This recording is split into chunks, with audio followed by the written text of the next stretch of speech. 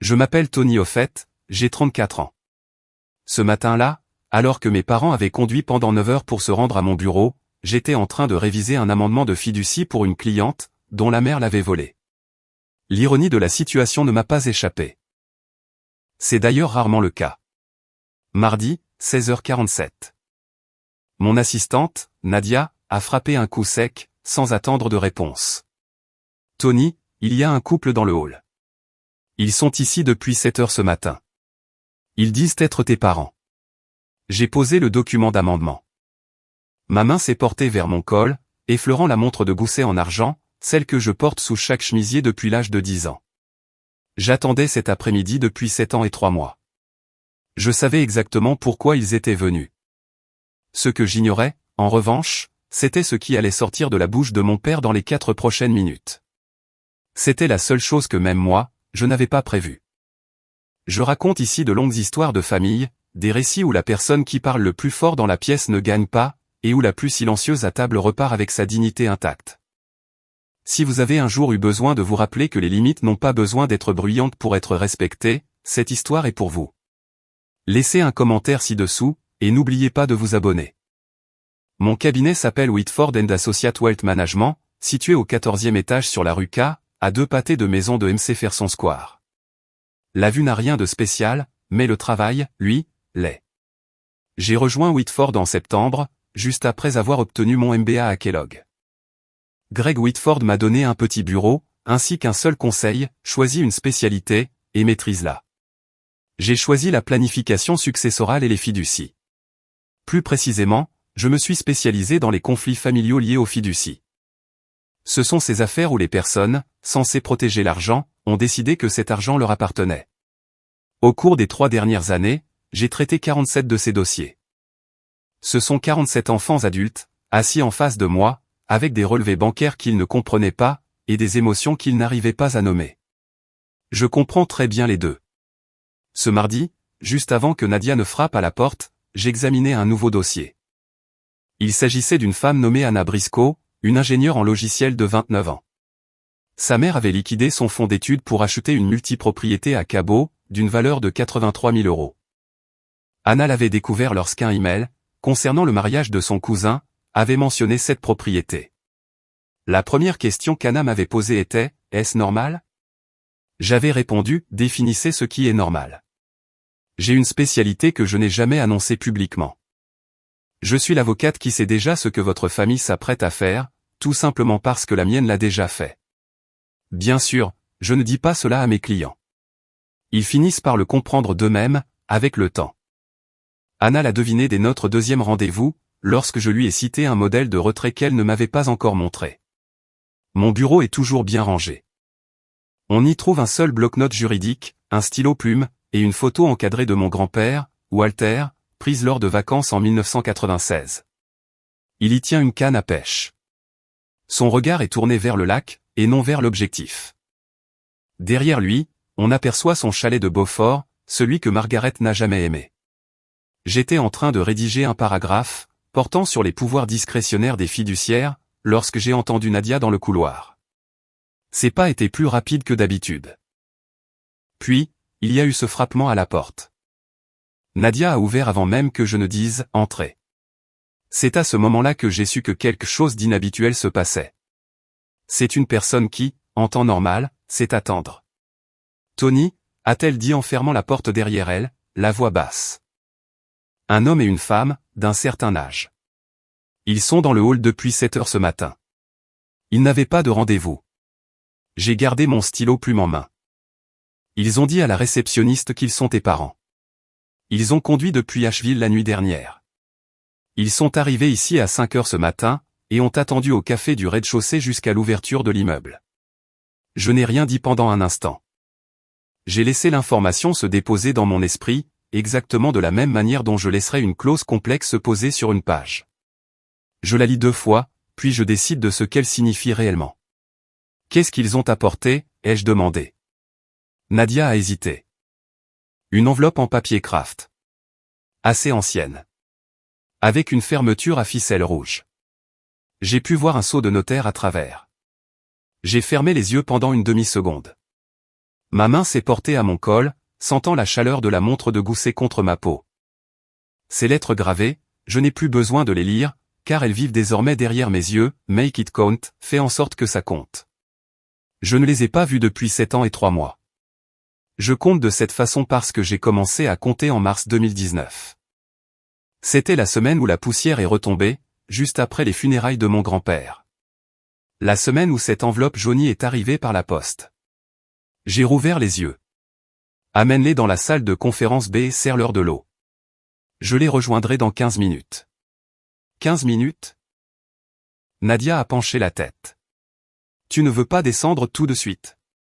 Non. Elle a étudié mon visage, de la même façon qu'elle étudie un problème à son bureau, cherchant l'incohérence.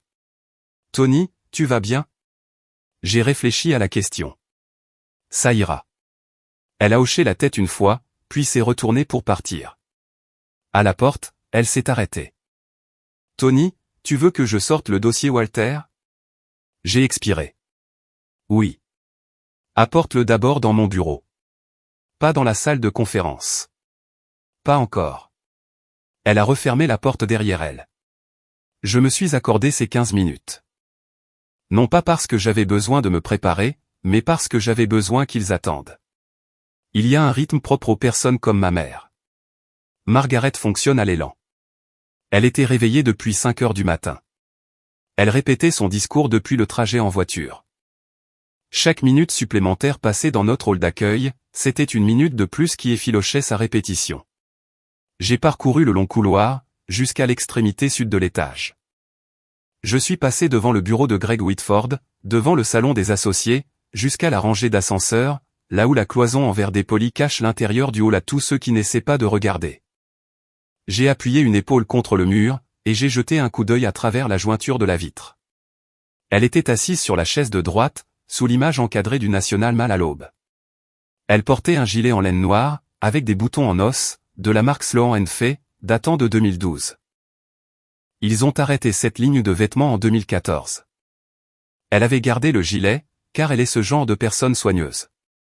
Phil était à côté d'elle. Il était plus mince, et ses cheveux, autrefois de la couleur du chêne sec, étaient maintenant complètement blancs.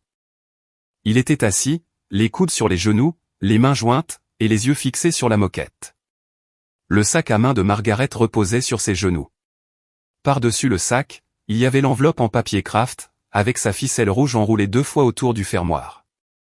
Le relief d'un sceau de notaire faisait une empreinte dans le coin. Ils n'avaient pas conduit pendant 9 heures, sans avoir préparé des documents. Ils ne le font jamais. J'ai touché la montre de gousset à travers mon chemisier. Mon grand-père avait l'habitude de dire une chose à propos de ma mère. Il l'a dit une fois, après un dîner du dimanche, pendant que nous essuyions la vaisselle. Il a dit, quand les au fait arrivent avec des enveloppes, compte les couverts. Il ne l'a pas dit comme une blague. Il l'a dit de la même manière qu'il disait la plupart des choses, comme un fait établi, qu'il avait déjà vérifié. Je me suis détaché du mur, et j'ai marché vers mon bureau. J'avais d'abord un dossier à examiner. Laissez-moi revenir un peu en arrière. J'ai grandi à Asheville, dans une maison en briques que mes parents avaient achetée en 1991. Elle avait 3 chambres, et un sous-sol aménagé. Phil travaillait chez Westinghouse, du côté de Greenville. Margaret ne travaillait pas. Elle gérait, comme elle aimait l'appeler. J'avais un demi-frère nommé Doug, de 12 ans mon aîné. C'était le fils de Phil, issu de sa première épouse, une femme nommée Hélène, décédée en 1982 de complications liées à une pneumonie.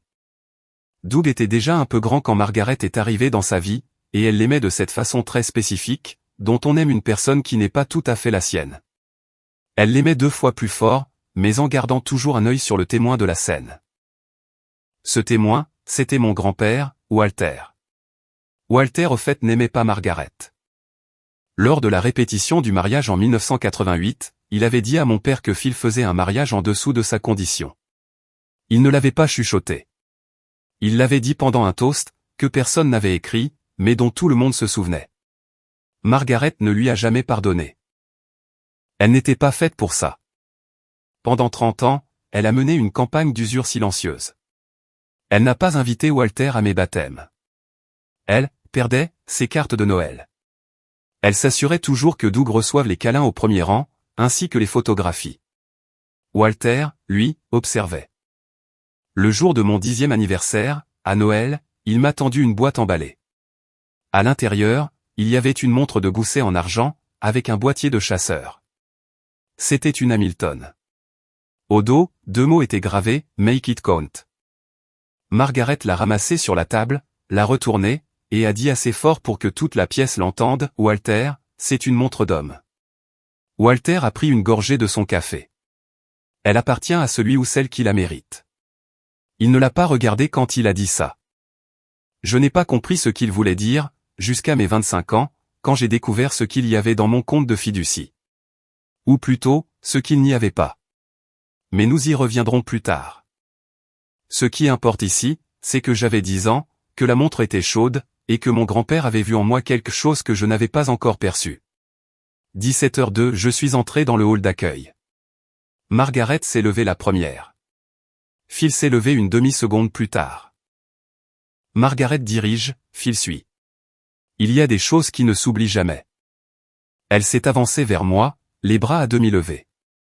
C'était l'ébauche d'une étreinte, une étreinte qui n'avait pas été méritée depuis 7 ans. Je l'ai doucement esquivée sur le côté, offrant plutôt ma main. Margaret, Phil. Venez avec moi. Ses bras sont retombés.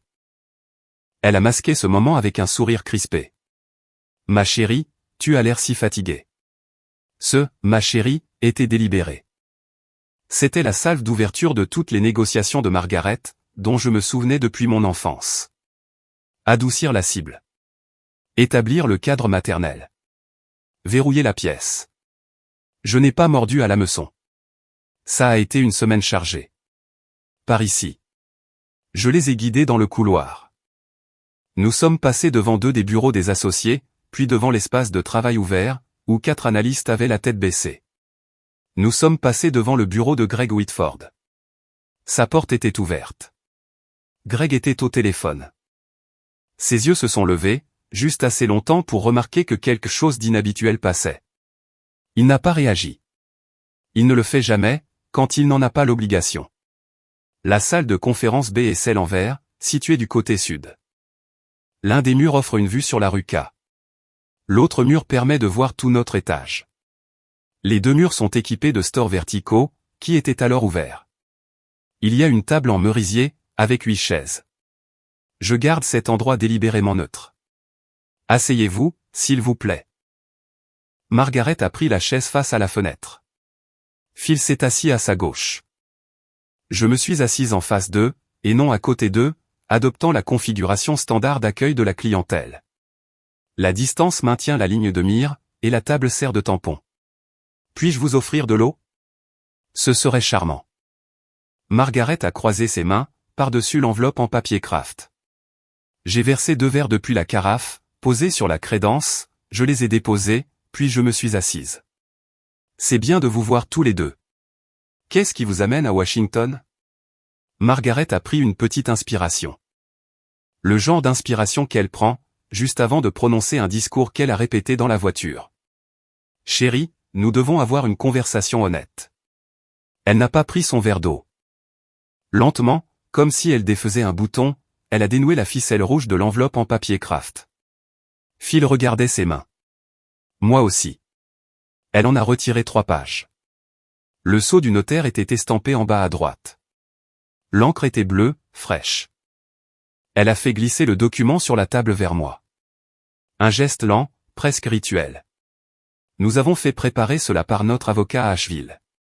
Nous avons pensé que ce serait plus clair, plutôt que d'essayer de l'expliquer en personne sans contexte. J'ai pris le document à 2 mains. Je l'ai lu, sans changer d'expression. Page 1, paragraphe d'ouverture. Après des décennies d'amour et de soutien, nous, Philippe et Margaret Offett, nous retrouvons face à un moment de difficulté financière sans précédent. Page 2. Le chalet du lac Lure. Prêt sur valeur domiciliaire. En défaut de paiement. 412 000 € dus. Vente aux enchères pour saisie prévue le 15 juillet. 300 000 € nécessaires, avant le 8 juillet, pour refinancer avec un acheteur qu'ils avaient déjà trouvé. Page 3, un seul paragraphe. En reconnaissance des sacrifices consentis par Philippe et Margaret Offett, pour élever et subvenir aux besoins de Tony-Marie Offett. Tony-Marie Offett accepte par la présente de transférer 300 000 € de ses comptes personnels, vers le compte conjoint de Philippe et Margaret Offett. Au plus tard le 8 juillet 2026. En dessous, il y avait une ligne de signature vierge, avec mon nom imprimé juste sous la ligne. Le sceau du notaire était daté d'il y a 3 jours, à Asheville, en Caroline du Nord. C'était le tampon appartenant à un certain Brian Pratt, du comté de Buncombe. J'ai lu les 3 pages 2 fois, non pas parce que je ne les avais pas comprises la première fois, mais parce que je voulais les laisser baigner dans le silence. Le silence s'est prolongé. Margaret l'a brisé. Elle s'est penchée en avant sur sa chaise, les mains à plat sur la table. Sa voix est descendue dans ce registre particulier dont je me souvenais, celui de chaque conversation de cuisine de mon enfance. Ce ton bas, doux et chirurgical, qu'elle utilisait lorsqu'elle s'apprêtait à dire quelque chose qu'elle avait défini comme étant la vérité, quoi qu'il arrive. Nous avons tout sacrifié pour toi, Tony. Tu nous dois bien ça. J'ai posé le document et les centrés sur la table. Je savais que le montant serait de 300 000. Je savais que cela concernerait le chalet du lac.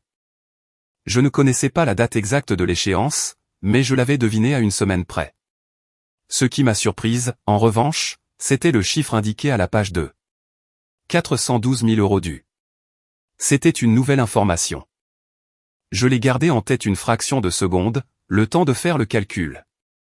300 000 représentait l'écart entre le solde du prêt sur valeur domiciliaire, et la somme pour laquelle il pourrait refinancer.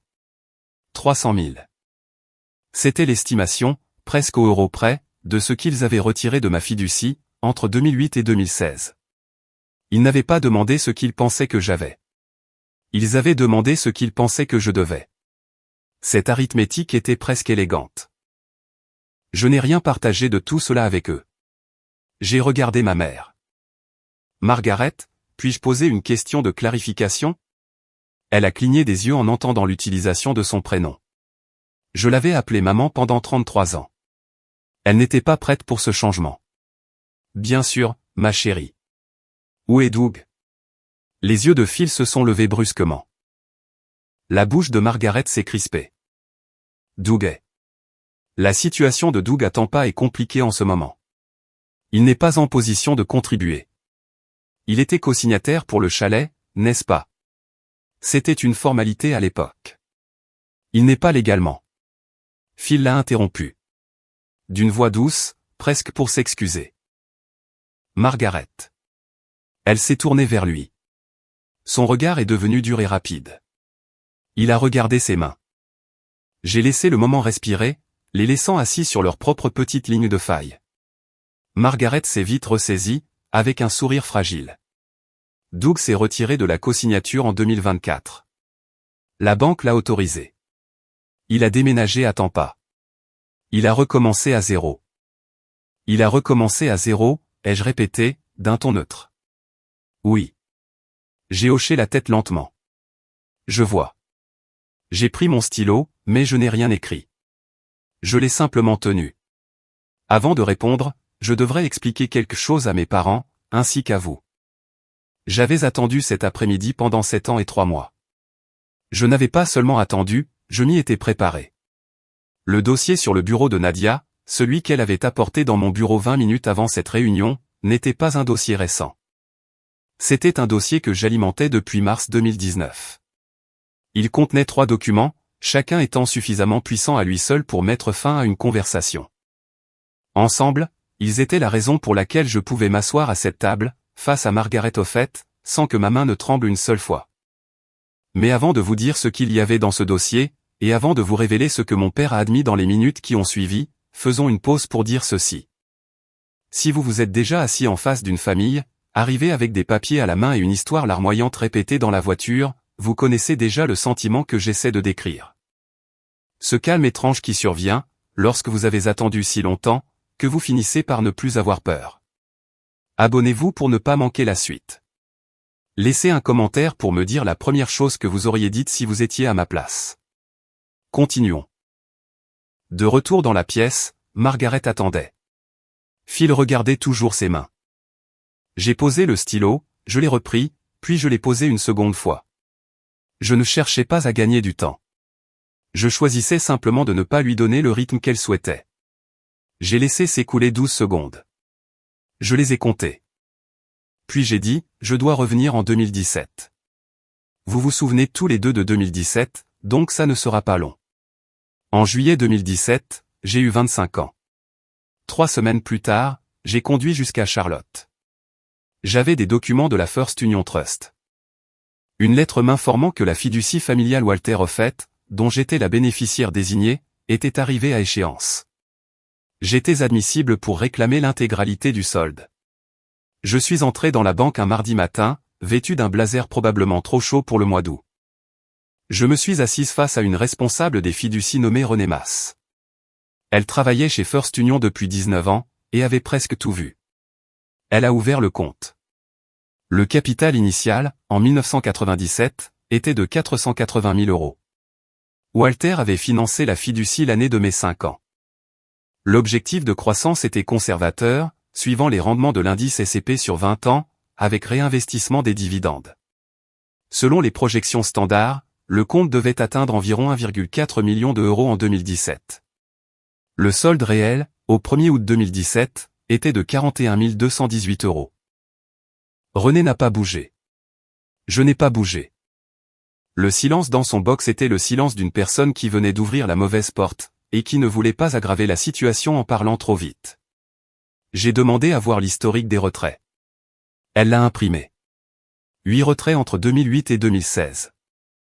Chacun d'eux était signé par Philippe Offett et Margaret Offett, en leur qualité de cofiduciaires pendant ma minorité, et durant ces années floues, après mes 18 ans, où ils sont restés sur le compte parce que personne n'avait rempli les papiers pour les retirer. 280 000 en 2010. 46 000 en 2012. 85 000 en 2014. Le reste en petits retraits. J'ai demandé sèchement à Renée si elle avait déjà vu une fiducie vidée aussi minutieusement. Elle n'a pas souri. Elle a dit, ma chérie, ce n'est pas le pire cas de ce mois-ci. Je suis retourné à Washington ce soir-là. Je n'en ai parlé à personne. Pas encore. Je leur ai laissé 16 mois. Je me disais que j'avais besoin de 16 mois pour étudier le paysage juridique, pour obtenir discrètement l'avis d'un avocat de Charlotte, afin de m'assurer de bien comprendre ce qui pouvait, ou ne pouvait pas, être récupéré. C'était vrai. Mais il était également vrai que j'avais besoin de ces 16 mois pour décider, si je voulais seulement en parler. Thanksgiving 2018. Je suis descendu en voiture à Asheville. J'ai logé dans la maison où j'avais grandi, dormant dans ma chambre d'enfant. L'édredon avait toujours cette petite tache d'eau de javel, souvenir d'une expérience de chimie ratée au lycée. Après le dîner, j'ai demandé à Phil et Margaret de s'asseoir à la table de la cuisine. Doug était dans le salon, devant un match de football. Il pouvait nous entendre à travers le mur. Je savais qu'il le pouvait. J'ai ouvert le dossier, et j'ai étalé les relevés de la fiducie. Margaret a regardé, Phil a regardé. Aucun d'eux n'a été surpris. Qu'est-ce que c'est, Tony? C'est ma fiducie, ou ce qu'il en reste. Phil a posé sa main sur la table sans rien dire. Margaret a redressé les épaules. Tony, ton père et moi avons traité cet argent comme une ressource familiale. C'est ce que fait une famille. Nous avons pris les décisions pour cette maison pendant 30 ans. Cet argent faisait partie de notre façon de faire fonctionner ces décisions. Vous avez pris 418 000 €. Ce n'était pas prendre. C'était gérer. J'ai regardé Phil. Il fuyait mon regard. Papa, avais-tu l'intention de rembourser? Il a ouvert la bouche, mais Margaret l'a coupé. Ce n'est pas comme ça que fonctionne une famille, Tony. Nous ne tenons pas de registre comptable. J'ai refermé le dossier. La télévision du salon continuait de tourner, les cow-boys étaient menés de 6 points. J'ai dit, d'accord. Je suis monté à l'étage, j'ai fait mon sac, et je suis rentré à Washington à 3 heures du matin. Je n'ai pas appelé. Ils n'ont pas appelé. C'était la dernière fois que je me suis assise à cette table. 3 semaines plus tard, mon grand-père Walter m'a appelé. Il avait 83 ans. Il souffrait d'une insuffisance cardiaque congestive, diagnostiquée en 2017. Il était en soins palliatifs depuis octobre. Il vivait alors dans un petit appartement à Asheville, près de la rivière, avec une infirmière nommée Diane, qui passait 3 matins par semaine. Il ne perdait pas de temps. Il n'en a jamais perdu. Tony, parle-moi de la fiducie. Je me suis assise sur le sol de ma cuisine. Je lui ai tout raconté. Je lui ai indiqué le capital initial, les 8 retraits, les dates, les signatures, et le solde que René Mas avait consulté en août 2017. La ligne est restée silencieuse pendant un long moment. Puis il a dit, « Tu portes toujours cette montre ?» Je l'ai sortie de sous mon chemisier. C'était la montre de Gousset Hamilton en argent. 2 mots y étaient gravés au dos. 15 années s'étaient écoulées depuis qu'il me l'avait offerte, à 10 ans. J'ai regardé l'inscription. Make it count. Oui, grand-père. Tous les jours. Bien. Il n'a rien ajouté d'autre sur la fiducie, pas lors de cet appel. Le week-end suivant, je suis descendu à Asheville en voiture. Je suis resté assise avec lui pendant 3 heures. Nous avons parlé du chalet à Beaufort. Nous avons parlé de mon travail. Nous n'avons pas parlé de Phil et Margaret. Quand je suis parti, il a tenu ma main et a seulement dit, « Fais en sorte que ça compte, Tony. Tu m'entends? Fais en sorte que ça compte. » Je lui ai dit que je le ferais. 3 semaines plus tard, fin janvier 2019, Walter a rencontré son avocat spécialisé en succession. Je ne le savais pas à l'époque. Il ne l'avait dit à personne. 2 semaines après cela, depuis son lit de soins palliatifs, il a posté une enveloppe en papier Kraft jauni. Il l'avait adressée lui-même. Diane l'avait déposée au bureau de poste en rentrant chez elle. Walter au fait est décédé le 4 février 2019, paisiblement dans son sommeil. L'enveloppe était encore en transit lorsqu'il nous a quittés. Les funérailles ont eu lieu le 9 février 2019. C'était un samedi, à l'église épiscopale de Chestnut Street, à Asheville. La même église où Walter avait été baptisé en 1936, marié en 1958, et où Constance, sa femme et ma grand-mère, avaient été enterrées en 2007. La matinée était froide, 5 degrés Celsius. La pluie s'était abstenue de tomber. J'étais arrivé en voiture de Washington la veille au soir. J'avais dormi dans un Holiday Inn, près de l'autoroute. Je n'avais pas dit à mes parents que j'étais en ville. Je n'avais pas demandé où ils séjournaient. Je suis arrivé à l'église à 9h30. Le cercueil était déjà à l'avant, fermé. Walter avait demandé qu'il soit fermé. Je me suis assise au 2e rang, sur le côté gauche, toute seule. Margaret est arrivée à 9h45, vêtue d'une robe en laine noire, et portant les boucles d'oreilles en perles de sa grand-mère. Elle ne m'a pas regardé. Phil est entré derrière elle, dans son costume gris foncé, celui qu'il portait à chaque enterrement depuis 2003. Doug s'est assis au 1er rang. Il a pleuré pendant l'éloge funèbre, d'une manière qui a fait tourner quelques têtes, y compris celle du prêtre. Je n'ai pas pleuré pendant le service. J'ai tenu la montre de Gousset dans ma main droite tout le temps, par-dessus mon chemisier, à la vue de tous. C'était la première fois que je la portais de manière visible en 21 ans. Walter avait été la seule personne à savoir que je la portais.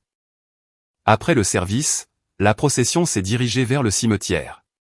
Après l'enterrement, nous nous sommes retrouvés dans la salle paroissiale pour la réception. Des sandwichs sur des plateaux, du café dans des urnes.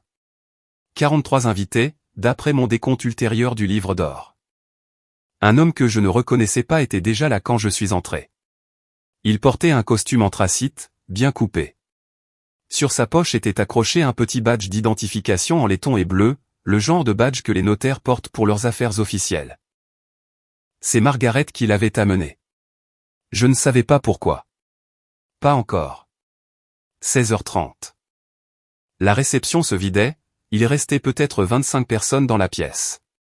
Margaret s'est levée à la table d'honneur. Elle a fait teinter un couteau à beurre contre son verre d'eau. Le son était fort, d'une manière qu'elle avait clairement répétée. Amis, famille, si vous le permettez, j'ai une annonce à faire.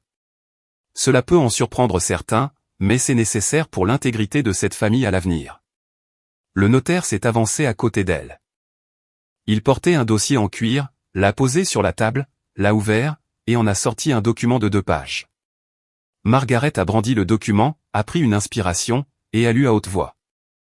Déclaration d'éloignement, déposée ce 9e jour de février 2019, dans le comté de Buncombe, en Caroline du Nord. À compter de ce jour, Tony Marie Offett n'est plus reconnu comme membre de la famille immédiate de Philip et Margaret Offett. Nous faisons cela avec chagrin, mais avec clarté. Elle a fait une pause, a levé les yeux, et m'a regardé directement. La pièce était devenue complètement silencieuse. Tu n'es plus ma fille. C'était une phrase, juste 6 mots. Le notaire a tamponné le document. Phil s'est avancé, et l'a signé d'une main tremblante. Margaret l'a signé. Le notaire l'a contresigné. Il a placé son tampon une nouvelle fois sur la 2e page, avec la date en chiffres clairs. 43 invités étaient dans cette pièce. La plupart regardaient le sol. Quelques-uns me regardaient. Ma tante Ruth, la sœur de Phil, a mis sa main devant sa bouche. Je me suis levé.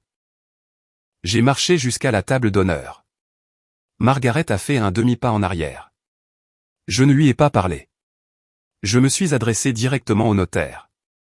De façon polie, professionnelle. Puis-je en avoir une copie, s'il vous plaît? Il a cligné des yeux, et a regardé Margaret. Margaret n'a rien dit. Je ne faisais pas partie de sa répétition. Il m'a tendu une copie. Je l'ai pliée en 2, puis je l'ai glissée dans la poche intérieure de mon manteau. Je suis sorti de la salle paroissiale, j'ai traversé le parking, et je suis monté dans ma voiture. J'ai conduit sur 3 pâtés de maison, avant de m'autoriser à pleurer. 3 jours plus tard, un mardi, j'étais de retour dans mon appartement à Washington. Le 12 février 2019. J'étais allé travailler ce lundi-là, parce que l'alternative aurait été de rester assise dans ma cuisine. Ce mardi soir, j'ai vérifié le courrier dans le hall de l'immeuble. Parmi les factures, se trouvait une enveloppe jaunie en papier craft, avec une écriture cursive et tremblante sur le devant. J'ai reconnu le cachet de la poste, Asheville, Caroline du Nord. Le 28 janvier 2019. Walter l'avait posté 12 jours avant sa mort. J'ai emporté l'enveloppe à l'étage, et je me suis assise sur le sol de ma cuisine, ce même sol de cuisine où je m'étais assise pour l'appel téléphonique en décembre. Je l'ai ouverte. À l'intérieur, il y avait une seule feuille de papier juridique jaune, pliée en 3. L'écriture de Walter remplissait la moitié supérieure. Une liste avec 8 entrées. 12 mars 2008, 46 000 €. Phil plus Margaret. 4 août 2010. 280 000 €. Phil plus Margaret. 11 février 2012. 46 000 €. Phil plus Margaret. 9 juin 2014. 85 000 €. Phil plus Margaret. Et 4 autres entrées, avec des montants plus petits, pour terminer avec mars 2016. Sous la liste, il y avait 4 phrases écrites de la main de Walter. Je savais pour Tony. J'ai tout compris en 2017. Quand tu as eu 25 ans et que tu as arrêté d'appeler. J'ai moi-même contacté le responsable de la fiducie. J'ai modifié mon testament il y a 3 semaines. Ton père et ta mère en sont exclus. Ils viendront te chercher un jour ou l'autre. Quand ils le feront. Fais en sorte que ça compte. Je l'ai lu 3 fois, assise sur le carrelage froid. Puis je l'ai lu une 4e fois à voix haute, doucement. L'écriture était bien celle de Walter, à la fin de sa vie. Le tremblement était visible. Le S de Stop Calling lui avait pris 2 traits.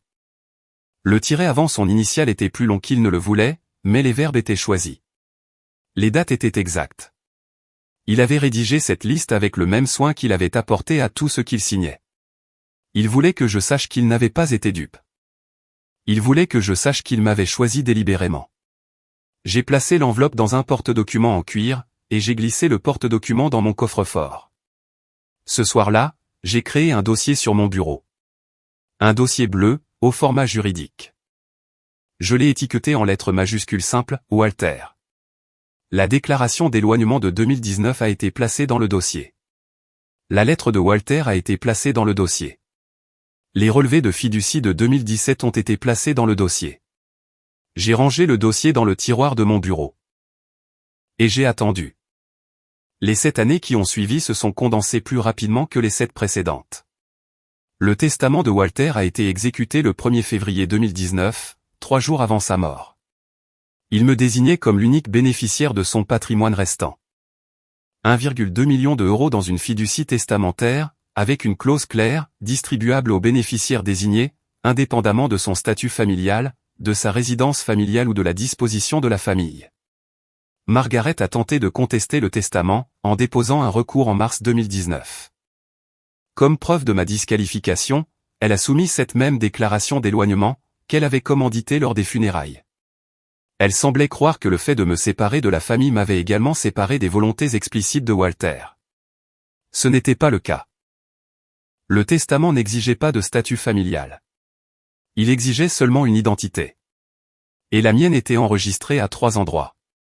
La contestation a été rejetée en mai 2020. Je n'ai pas célébré. Je suis retourné au travail. Chez Whitford & Associates, je suis devenu avocate principale en 2021, puis associée. En 2023, j'ai restreint ma pratique aux conflits familiaux liés aux fiducies, une spécialité que d'autres cabinets trouvaient inconfortable. J'ai appris que l'inconfortable est là où les affaires paient. En 2024, j'ai reçu un email d'une ligne de Doug. Et Tony, juste pour te faire savoir que je ne suis plus co-signataire du chalet. Tampa me convient mieux. D. Je n'ai pas répondu. En avril 2026, une femme nommée Sharon Pell, une voisine de mes parents qui habitait au bout de la rue à Asheville, m'a envoyé un message sur Facebook. Nous n'étions pas amis, mais elle m'avait connu enfant. Tony, j'ai pensé que tu devrais l'apprendre de moi. Le chalet du lac a été mis en procédure de pré-saisie la semaine dernière. C'était dans le journal. Je le savais déjà. Je suivais moi-même le titre de propriété, grâce à un service d'alerte immobilière à 19 € par mois. Je ne l'avais dit à personne. Je continuais simplement à surveiller le calendrier, parce que je savais ce que les échéances de saisie font aux personnes comme ma mère. Et puis, lundi dernier, la réceptionniste du rez-de-chaussée a reçu cet appel. Nous voilà de retour à la salle de conférence B. Mardi après-midi, 16h58. La lettre de mise en demeure de 2026 était centrée sur la table en merisier, entre nous. Je ne l'avais pas signée. Je n'avais pas prononcé un mot depuis environ 30 secondes. Margaret s'est penchée en avant, les coudes sur la table. La lumière de fin d'après-midi accrochait son gilet de 2012. Sa voix est descendue dans ce registre que je connaissais aussi bien que ma propre écriture. Ce registre bas, doux et chirurgical. Tony, ma chérie, je sais que le passé a été compliqué. Nous avons tous dit des choses que nous regrettons. Phil et moi ne te demandons pas d'oublier. Nous te demandons de te rappeler que nous sommes toujours tes parents. Nous avons tout sacrifié pour toi. Tu nous dois bien ça. Elle l'a dit clairement cette fois, non pas comme un murmure, mais comme une thèse. Phil a bougé sur sa chaise. Il a regardé ses mains. Il ne m'a pas regardé. J'ai laissé la phrase reposer sur la table, à côté du document. Intérieurement, j'ai noté 3 choses. Premièrement, elle avait attendu 7 ans pour me dire ces mots en face. Elle les avait portés comme une chose chargée de sens. Ils sont sortis avec une sorte de révérence. Deuxièmement, elle n'a pas dit « je suis désolé ». Elle n'a pas dit « tu nous manques ». Elle n'a pas dit « ce que ton père et moi avons fait était mal ». La négociation a commencé au seul endroit où elle pouvait se permettre de la commencer, au niveau de la dette. Troisièmement, elle n'avait aucune idée de ce qui se trouvait dans le dossier sur le bureau de Nadia.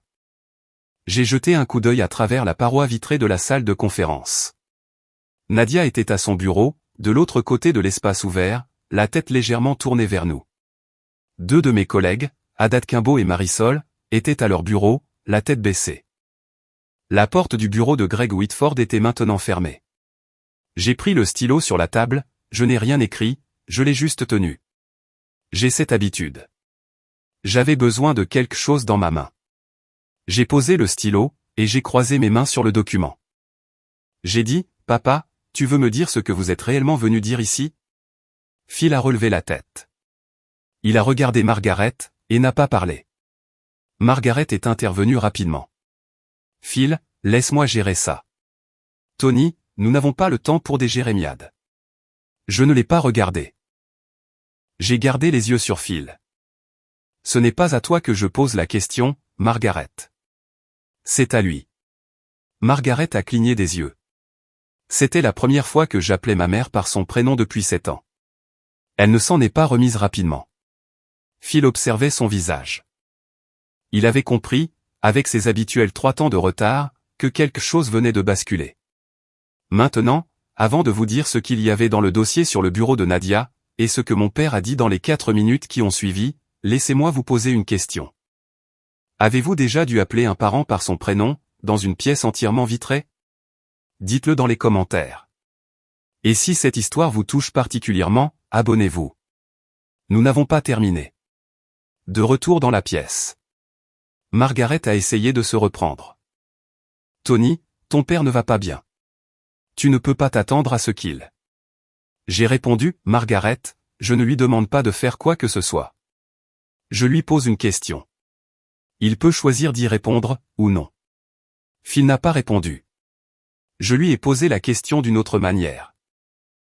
Papa, tu te souviens de Thanksgiving 2018? La pièce est devenue très silencieuse. Le bruit de la circulation sur la rue s'est estompé derrière la vitre. La bouche de Phil s'est ouverte. C'est fermé. C'est rouverte. Oui. Margaret s'est tournée sur sa chaise. N'entre pas dans son jeu, Phil. Mais les yeux de Phil étaient fixés sur moi. Il avait entendu la question. Il y avait répondu. Et cette réponse était le commencement de quelque chose. Je savais que les 30 prochaines secondes allaient briser un homme, qui avait passé 40 ans à ne pas se briser. J'y étais prête. J'y étais prête depuis des années. J'ai demandé à nouveau, plus lentement.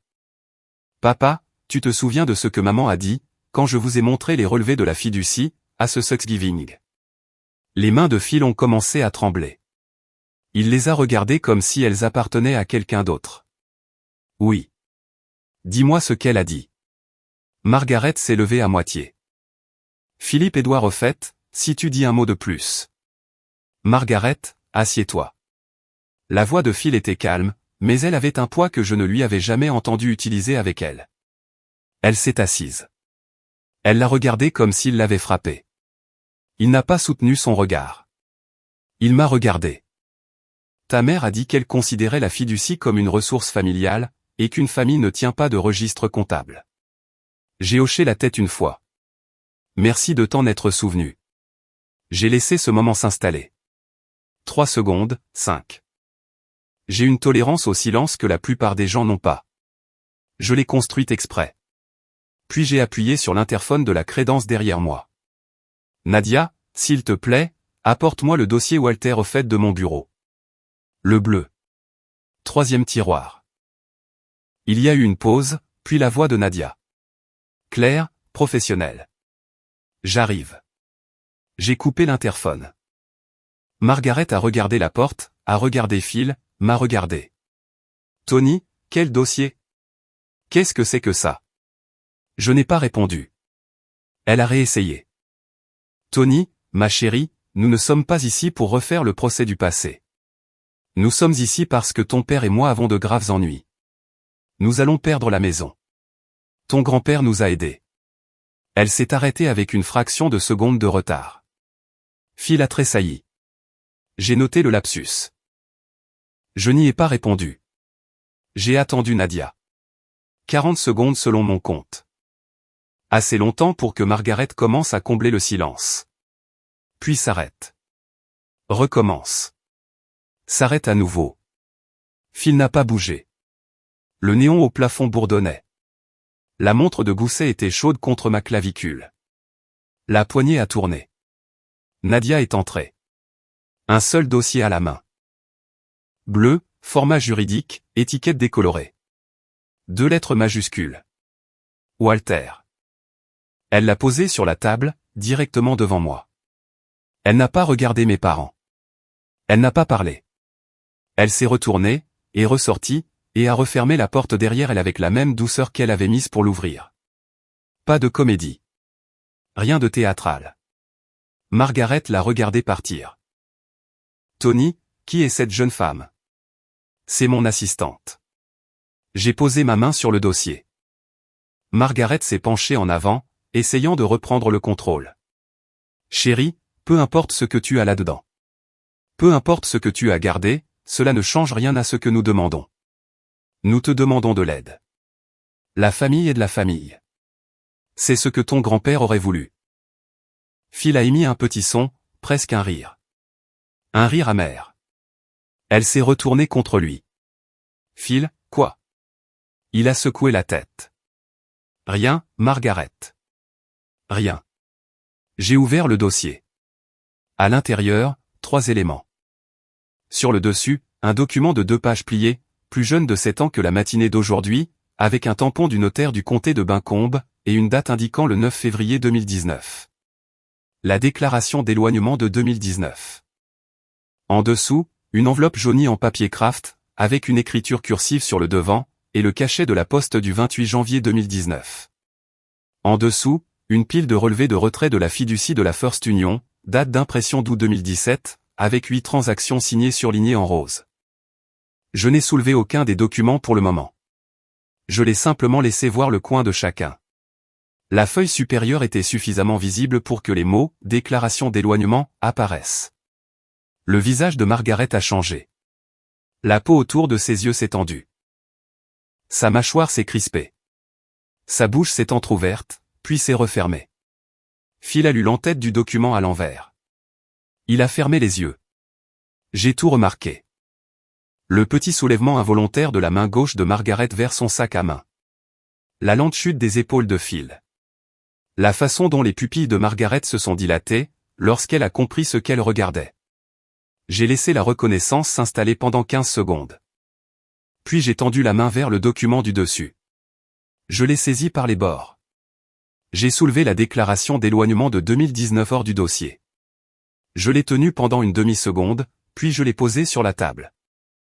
Je l'ai fait glisser sur le bois de merisier, lentement, délibérément, à travers les mêmes 2 mètres de surface polie que Margaret avait utilisé 20 minutes plus tôt pour m'envoyer sa demande de 300 000 €.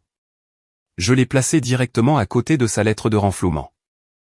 Les 2 documents notariés reposaient côte à côte, 2 feuilles formelles jumelles, avec 2 sceaux en relief jumeaux. Je n'ai pas parlé.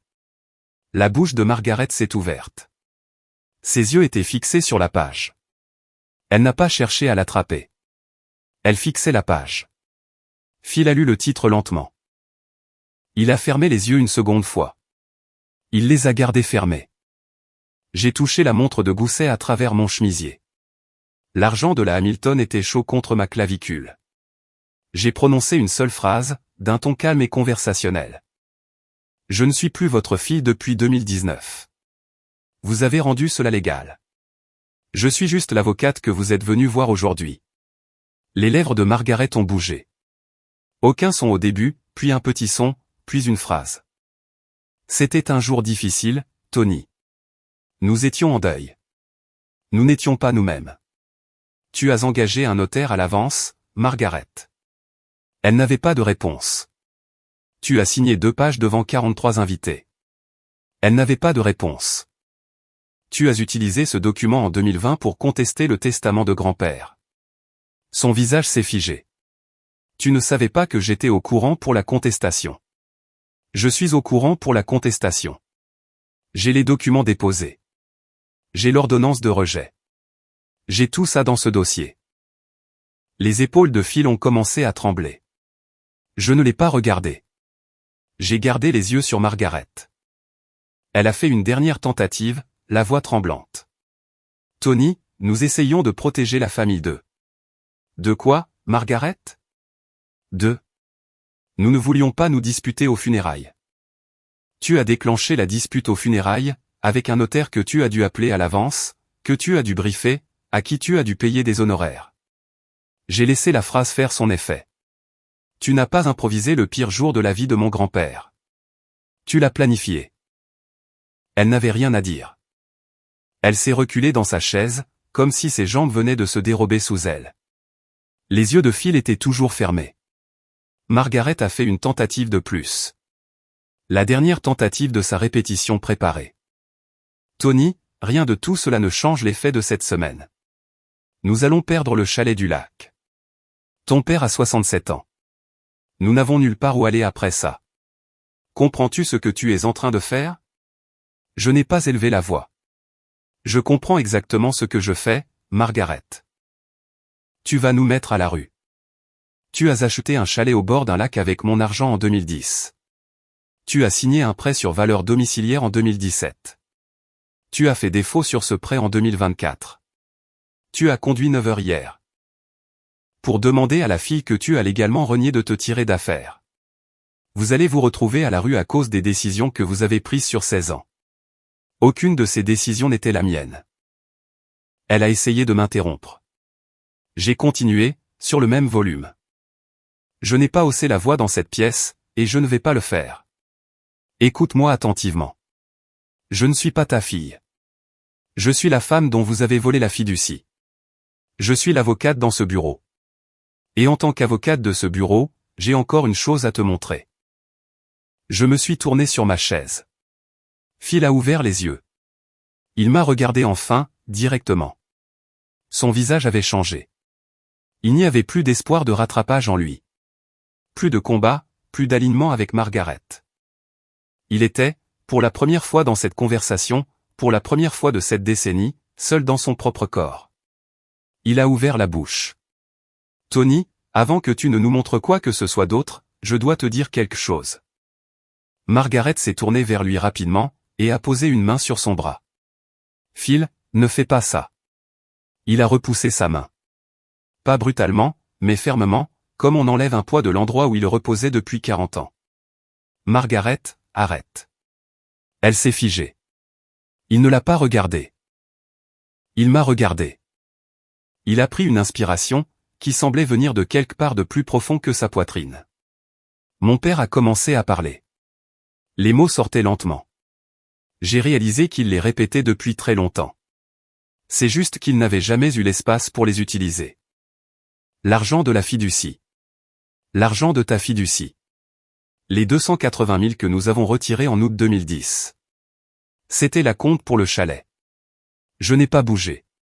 La main de Margaret s'est à nouveau tendue vers lui, puis s'est arrêtée à mi-chemin. Les 46 000 en 2012. C'était le bateau. Le Boston Whaley. Ta mère le voulait. J'ai signé. Les 85 000 en 2014. C'était la rénovation du 2e étage, la véranda moustiquaire, la réparation du quai. J'ai signé. Les 35 000 en 2016, c'était un tampon que ta mère et moi avons utilisé. Pour réduire le solde de nos cartes de crédit avant la vérification de solvabilité pour le prêt sur le chalet. J'ai signé ça aussi. Il a pris une inspiration. Ses mains tremblaient. Je me suis toujours dit que nous le remettrions. Ta mère et moi nous disions chaque année que nous allions le remettre. Nous ne l'avons jamais fait. Pas un seul euro. Pas un seul. Margaret est restée très immobile. Son visage était pâle. L'assurance stratégique l'avait quitté. Phil a continué. Le bateau a coulé en 2014.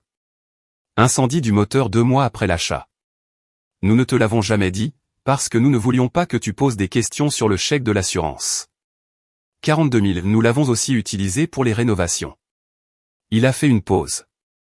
Tu nous as envoyé une carte pour la fête des pères cette année-là, avec une photo de toi et de ton grand-père en train de pêcher au chalet. Je l'ai mise dans mon tiroir à chaussettes. Je ne pouvais pas la regarder. Je savais que ton grand-père était assis à sa table de cuisine en 2017. Essayant de comprendre ce que nous avions fait. Je savais. Je n'ai pas décroché le téléphone. Je l'ai laissé mourir sans décrocher le téléphone. Il s'est arrêté, à regarder la table. Tony, je suis désolé. Je sais que ça ne vaut rien. Ses épaules ont tremblé une fois. Il n'a pas levé les yeux. Je n'ai pas dit que ce n'était pas grave. Je n'ai rien dit du tout. Les mains de mon père continuaient de trembler sur la table. Il les a pressées à plat pour les faire arrêter. Elles n'ont pas arrêté. Il a dit, j'aurais dû l'arrêter. J'aurais dû m'arrêter. Il y a eu une centaine d'occasions. Après le retrait de 2010. Après le retrait de 2012. Après que ta tante Ruth m'a appelé en 2014. Pour me demander si Tony recevait un peu de tout ça. Je lui ai dit que tu recevais tout. J'ai menti à ma propre sœur. Margaret a émis un petit son, quelque chose entre un mot et un souffle. Il a continué. Ruth savait. Elle avait vu le chalet du lac. Elle avait vu la nouvelle cuisine. Elle avait fait le calcul. Elle m'a donné une chance de lui dire la vérité lors de cet appel téléphonique. Je lui ai répondu que tu étais parti en vacances sous les tropiques. Un voyage que Margaret et moi t'avions offert pour ton diplôme de Kellogg. Il n'y a jamais eu de vacances. Tu as obtenu ton diplôme et tu es allé directement travailler. J'ai inventé des vacances. Il a pressé ses mains à plat. Elle tremblait toujours. J'ai laissé ta mère gérer les finances, parce qu'elle était douée pour ça. Je l'ai laissé prendre les décisions, parce que je ne voulais pas de dispute à la table de la cuisine. Je me disais que je préservais la paix. Je préservais une voleuse. Il s'est arrêté, et m'a regardé pour la première fois pendant ce discours. Je suis l'homme qui a regardé son propre père tomber malade, tout en sachant ce que nous avions pris. Et je n'ai jamais décroché le téléphone. Je ne lui ai même pas envoyé une carte après le diagnostic. Il a baissé à nouveau les yeux vers ses mains. J'étais assise face à lui. 40 années de soumission avaient un visage. C'était le visage de mon père à 67 ans, pleurant silencieusement de l'autre côté d'une table en merisier poli, dans une salle de conférence aux parois de verre, au 14e étage d'un immeuble qu'il n'avait jamais vu avant aujourd'hui. Je ne me suis pas avancé vers lui. Je ne me suis pas adouci. Je n'ai pas dit que ce n'était pas grave. Je n'ai pas dit que je lui pardonnais. Je n'ai rien dit du tout. La montre de Gousset était chaude contre ma clavicule. J'ai laissé mon père assis avec ses propres aveux. À travers la paroi vitrée de la salle de conférence B, j'ai vu Greg Whitford sortir de son bureau. Il a jeté un coup d'œil vers notre salle, a remarqué la posture de Phil, a observé le visage de Margaret, a vu les documents sur la table. Il ne s'est pas approché, mais de l'autre côté de l'open space, Nadia s'est levée de son bureau. Elle m'observait, attendant un signe. Je lui ai fait un tout petit signe de tête. Elle a traversé l'étage, calme et silencieuse. Elle a atteint la porte de la salle de conférence, n'est pas entrée, mais a passé le bras autour du cadre de la porte pour attraper le cordon du store. Elle a tiré lentement, main sur main. Les stores verticaux le long de la paroi vitrée se sont fermés. Une lamelle, puis la suivante, puis la suivante. La luminosité de la pièce a diminué d'un tiers. Quand elle a terminé, elle a reculé, et a fermé la porte. Nous étions désormais invisibles pour le reste de l'étage. Phil n'a rien remarqué. Sa tête était toujours baissée. Margaret a remarqué.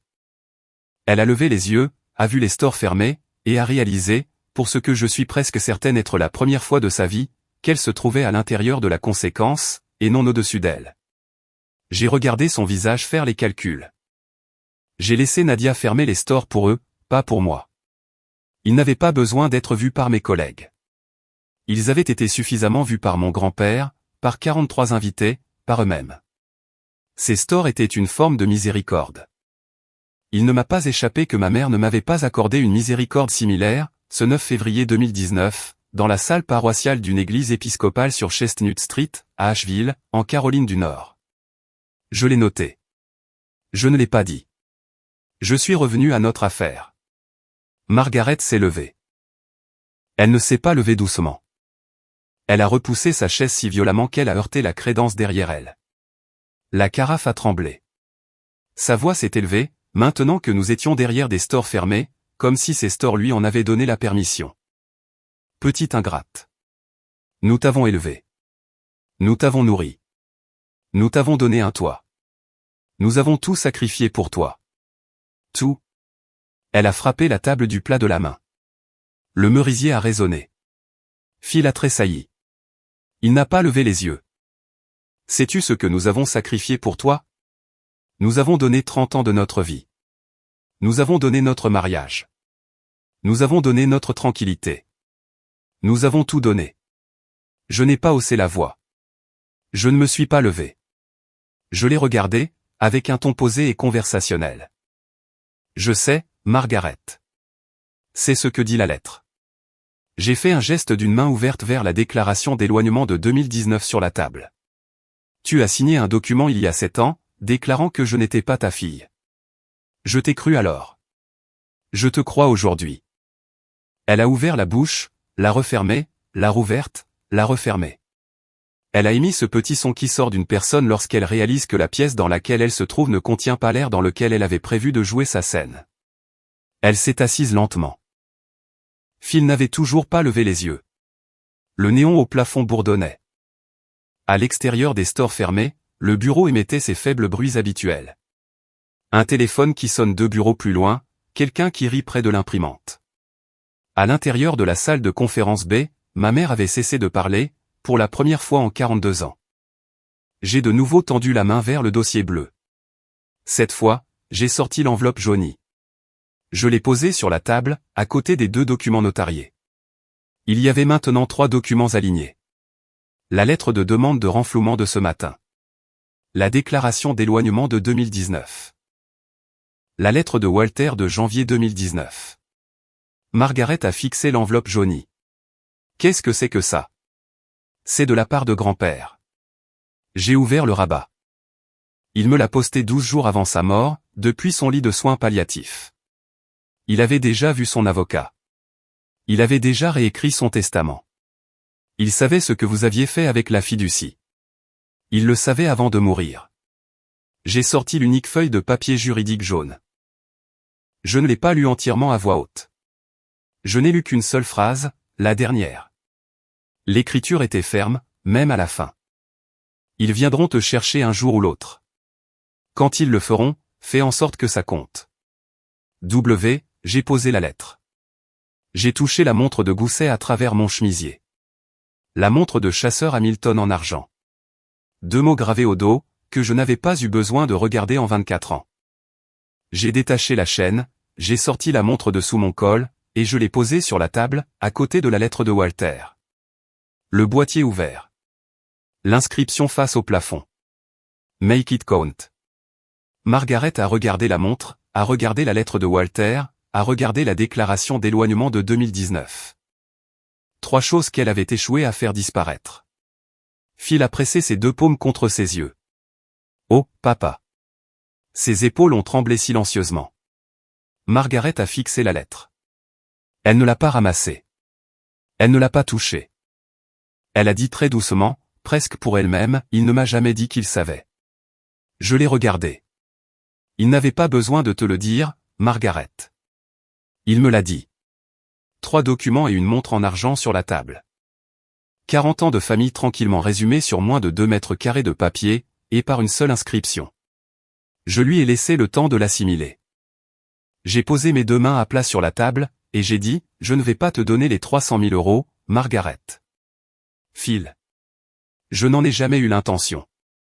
Je savais que vous alliez me les demander depuis 6 mois. Margaret a émis un son, qui n'était pas un mot.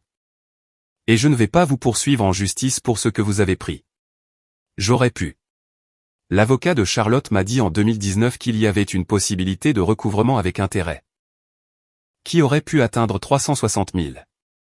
J'ai choisi de ne pas le faire. Le testament de grand-père a déjà réglé ce qui me revenait. Phil a hoché la tête une fois, les yeux toujours fermés. Margaret a essayé.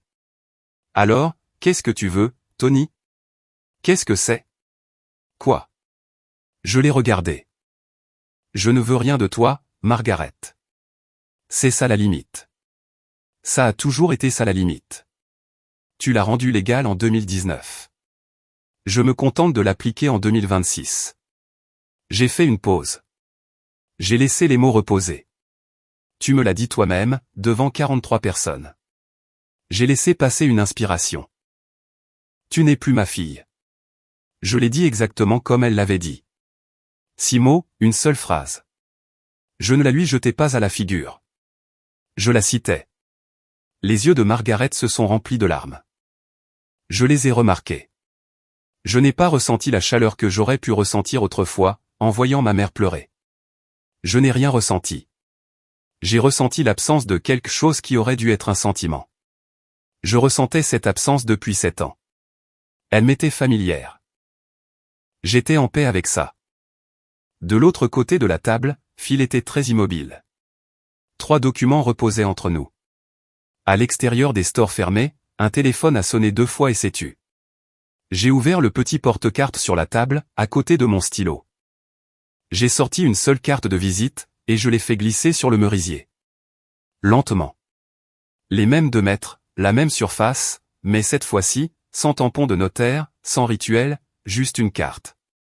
Greg Whitford, associé principal, restructuration des faillites. Voici Greg Whitford. Il est associé principal ici. Il s'occupe des restructurations de saisie. Il n'est pas donné, mais il est doué. Si tu l'appelles demain matin, il vous accordera une consultation concernant la maison. Il sera honnête sur ce qui est possible et ce qui ne l'est pas. Margaret a regardé la carte, ne l'a pas prise tout de suite. Phil a pris la carte, et l'a glissée dans la poche de son costume. Merci. C'est à moi qu'il l'a dit. Il n'a pas regardé Margaret quand il l'a dit. Je me suis levé.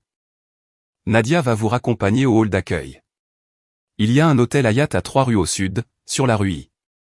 Je vous conseille de ne pas reprendre la route ce soir. Je vous conseille également de prendre des chambres séparées si vous en ressentez le besoin. J'ai ramassé la déclaration d'éloignement de 2019 sur la table, et je l'ai glissée à nouveau dans le dossier bleu. J'ai pris la lettre de Walter, et je l'ai glissée dans le dossier. J'ai laissé la lettre de demande des 300 000 € sur la table. Je ne l'ai pas ramassée. Je ne l'ai pas rendue. Je ne l'ai pas signée. Je l'ai laissée là. Margaret a pris son sac à main, lentement. Elle s'est levée. À la porte, elle s'est retournée. Tony. Je ne l'ai pas laissé terminer. Bonne nuit, Margaret. Elle a hoché la tête de façon crispée. Elle est sortie. Phil l'a suivie 3 secondes plus tard. Il ne s'est pas retourné à la porte. La porte s'est refermée avec un clic. Je me suis retrouvé seul dans la salle de conférence B. Je me suis dirigé vers le mur vitré, et j'ai tiré sur le cordon du store. Lentement, les lamelles verticales se sont ouvertes une par une. Le soleil de fin d'après-midi est revenu. La circulation sur la rue K, 10 étages plus bas, captant les reflets dorés de l'ouest sur le bâtiment Vérison. 17h43 Nadia a frappé un coup sec, est entrée, et a posé un verre d'eau sur la table, à côté de la lettre de renflouement. Elle a regardé la lettre, mais n'y a pas touché. Elle m'a regardé. Tu vas bien? Ça ira. Je vais bien. Elle a hoché la tête une fois, puis est ressortie. 1 minute plus tard, Greg Whitford est passé devant la porte. Il a jeté un coup d'œil, m'a vu à la fenêtre, n'a rien dit, et m'a fait un petit signe de tête. Le genre de signe de tête qu'un associé fait à un autre associé, qui vient d'accomplir quelque chose de difficile, de la bonne manière. Il a continué son chemin. Je suis resté à la fenêtre encore quelques minutes. J'ai pris le dossier bleu, et je l'ai glissé sous mon bras. J'ai laissé la lettre de demande de 300 000 € sur le bois de merisier. Centrée, avec le sceau du notaire vers le haut. Elle serait encore là quand l'équipe de nettoyage passerait à 19h. Il supposerait que c'était un brouillon que quelqu'un avait oublié. C'était un brouillon que quelqu'un avait oublié. La montre de Gousset était chaude contre ma clavicule. J'ai quitté la salle de conférence B, suis passé devant le bureau de Nadia, devant la porte fermée de Greg, et devant l'espace de travail. Je suis retourné à mon bureau. J'avais un amendement de fiducie à finir de lire pour une cliente nommée Anna Briscoe. Mon grand-père m'a dit un jour, de cette façon qu'il avait de dire la plupart des choses, comme un fait qu'il avait déjà vérifié, le seul héritage qui a de la valeur, c'est celui pour lequel tu fais en sorte qu'il compte. Et ce mardi après-midi, dans la salle de conférence B, avec 2 lettres notariées et une enveloppe jaunie sur une table en merisier poli, et avec les personnes qui avaient signé ces lettres assises en face de moi, j'ai enfin compris qu'ils ne parlaient pas d'argent. C'est mon histoire. Cette année de silence, une enveloppe jaunie, et une montre de Gousset encore chaude sous mon col. Si cette histoire vous a rappelé que les limites n'ont pas besoin d'être bruyantes pour être respectées, partagez-la avec quelqu'un qui a besoin de ce rappel. Laissez un commentaire, et abonnez-vous.